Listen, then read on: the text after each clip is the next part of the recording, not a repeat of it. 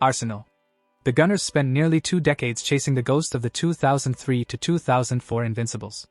But the most agonizing moment wasn't just a loss. It was a total collapse of the club's dignity on August 28, 2011. Arsenal showed up to Old Trafford with a squad decimated by injuries and the high-profile exits of Cesc Fabregas and Samir Nasri. They started a teenage Carl Jenkinson and Francis Coquelin in a match that Manchester United turned into a training exercise.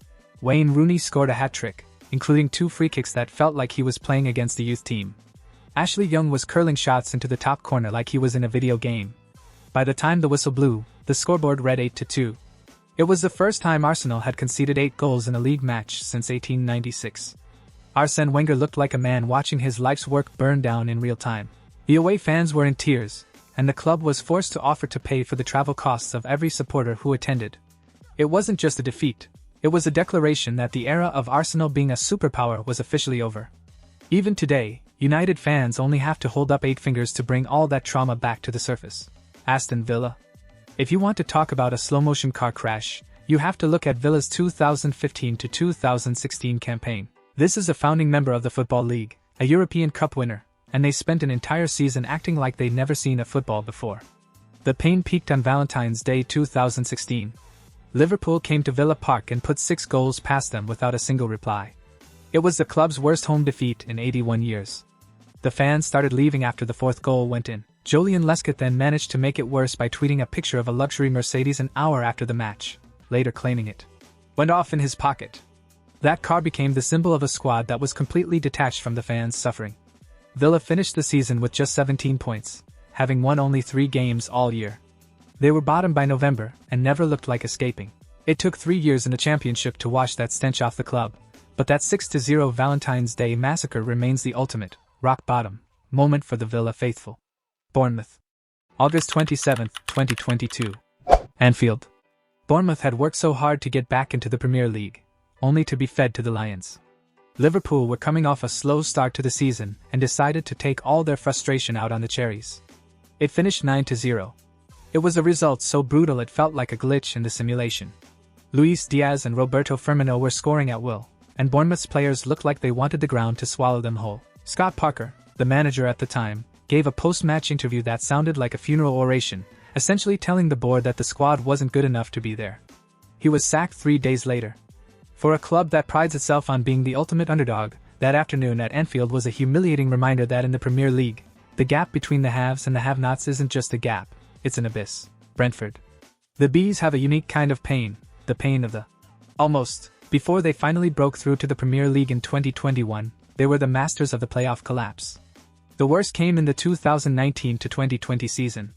Because of the pandemic, the season was delayed, and Brentford found themselves with 2 games left to secure automatic promotion. They needed just 1 win. They lost to Stoke. They lost to Barnsley. They then went to the playoff final against their West London rivals, Fulham.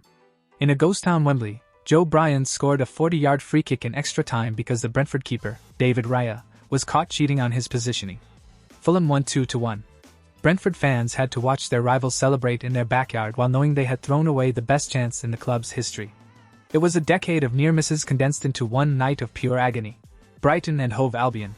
Brighton's pain isn't about a trophy, it was about survival. On May 3, 1997, the club was 90 minutes away from ceasing to exist. They were playing Hereford United on the final day of the 3rd Division season. If Brighton lost, they were relegated out of the Football League, and with no stadium and no money, the club likely would have folded. They were trailing 1-0 thanks to an own goal, and for nearly an hour, the fans were watching the death of their club. Then Robbie Reinelt scrambled home an equalizer in the 62nd minute. They drew 1-1 and stayed up on goals scored. It is the most terrifying hour in the history of any fanbase. While they are now a European contending Premier League side, the memory of that afternoon at Edgar Street is a permanent scar, a reminder of how close they came to the void. Chelsea. Moscow, May 21, 2008. The Champions League final. The biggest game in the club's history against their biggest domestic rivals, Manchester United. The game went to penalties in the pouring rain. Cristiano Ronaldo missed for United, giving John Terry the chance to win the trophy for Chelsea with the final kick. Terry, the captain, leader, and legend, stepped up. He slipped. The ball clipped the post and went wide. The image of Terry sitting on the turf, sobbing into his shirt, while the rain hammered down, is the most iconic image of Chelsea heartbreak. They eventually lost in sudden death after Nicolas Anelka's penalty was saved. Terry had changed the penalty order himself because he wanted to be the hero. Instead, he became the face of the most painful what-if in London football history. Crystal Palace. Palace fans have spent their lives waiting for a major trophy, and twice they have seen it snatched away by the same club in the same stadium. In 1990, they drew 3-3 with Manchester United in the FA Cup final, only to lose the replay. But 2016 felt more personal. Jason Puncheon scored in the 78th minute to put Palace 1-0 up. Manager Alan Pardew did a cringe-worthy dance on the touchline that has since become a meme of legendary proportions. 3 minutes later, Juan Mata equalized. In extra time, Jesse Lingard hit a volley that broke Palace hearts. To lead an FA Cup final with 12 minutes to go and lose it, after your manager had already started celebrating, is a specific brand of embarrassment that only Palace fans truly understand. Everton. The Toffees are currently living through their most painful moment in real time. It's not a single game. It's the institutional rot that led to the 2023 to 2024 points deductions. In November 2023, the club was hit with a 10-point penalty for breaching financial rules, the heaviest sporting sanction in Premier League history. For a fanbase that has seen their club in the top flight since 1954, the feeling of the league actively trying to push them out was traumatizing. The anxiety of every weekend being a battle against the math, rather than the opponent, has exhausted the Goodison Park faithful. Watching their local rivals, Liverpool, when everything while they fight just to exist is a 24/7 cycle of pain. If you want to see how this kind of pressure affects a manager, you should see my previous video on the 7 levels of a Premier League manager, where I break down the survival merchants, like Sean Dyche, who have to navigate these nightmares. Fulham. 2018 to 2019 was supposed to be the arrival of a new powerhouse. Fulham spent over £100 million on players like Jean-Michel Seri and Andre Skirl. They were the first promoted club to ever spend that much. They ended up being one of the worst teams the league has ever seen. They conceded 81 goals in 38 games. They went through 3 managers. The pain wasn't just the relegation. It was the realization that money couldn't buy a soul. The fans at Craven Cottage had to watch a group of high-priced mercenaries sleepwalk their way to the championship. It was a humiliation of the highest order, a £100 million lesson in how not to run a football club. Ipswich Town. The 2001 to 2002 season is a masterpiece of tragedy. The year before, George Burley had led Ipswich to 5th place in European football. They were the darlings of the league. Then, the second season syndrome hit with the force of a sledgehammer. They were playing in the UEFA Cup on Thursday nights and forgetting how to defend on Sundays. They went from 5th to relegated in 12 months. It remains the most dramatic fall from grace for a small club in the Premier League era. They wouldn't return to the top flight for 22 years, a generation of fans raised on the memory of what they lost. Leicester City. October 27, 2018. The pain here isn't about football results. Minutes after a 1-1 draw with West Ham, the helicopter carrying the club's owner, Vikhai Srivaddhanaprabha, crashed in the stadium car park. Vikhai was the man who made the 5,000-1 title win possible. He was the heart of the club. To lose the architect of your greatest joy in such a horrific way, right outside the gates of the stadium, is a trauma that transcends the sport. The image of the players standing around the floral tributes the next day is the saddest moment in the history of the league. Liverpool. April 27, 2014. This does not slip. Those were Steven Gerrard's words after beating Manchester City 2 weeks earlier. Then, against the Chelsea side with nothing to play for, Gerrard received a routine pass, slipped on the Anfield turf, and let Demba Ba through to score. Liverpool lost 2-0. They eventually threw away a 3-0 lead against Crystal Palace in a game now known as Cristanbul. The title went to City. For Gerrard, the ultimate local hero, to be the one whose literal slip cost the club their first title in 24 years is a level of Shakespearean tragedy that Liverpool fans still struggle to process. Manchester City. Before the billions and the trophies, there was May 5, 1996. City were playing Liverpool on the final day. They needed to better Southampton's result to stay up. Manager Alan Ball was told by someone on the sidelines that a 2-2 draw was enough. He told his players to take the ball to the corner flag to waste time. They did. They were happy with the draw. Then, after the whistle, they realized the information was wrong. Southampton had drawn, and City needed a win. They were relegated because their manager couldn't do basic math. It is the most typical City moment in history, a comedy of errors that sent them into a downward spiral that eventually saw them in the 3rd tier. Manchester United. May 13, 2012. The final day. United had won 1-0 at Sunderland. The game was over. Sir Alex Ferguson and his players were waiting on the pitch. They were champions. Across town, Manchester City were losing 2-1 to QPR in injury time. Then Edin Dzeko equalized. Then, in the 94th minute, Sergio Agueroooo scored the winner. United fans had to watch the title being snatched from their hands in the final 60 seconds of the season by their noisy neighbors. Ferguson's face in that moment, a mask of disbelief, told the whole story. It was the end of United's era of absolute psychological dominance. Newcastle United. 1996. The entertainers. Newcastle were 12 points clear in January. They played the most beautiful football in the country under Kevin Keegan. But the pressure of Manchester United's relentless winning streak got to them.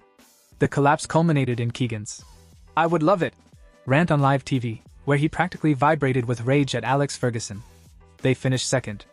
Newcastle fans haven't been that close to a title since.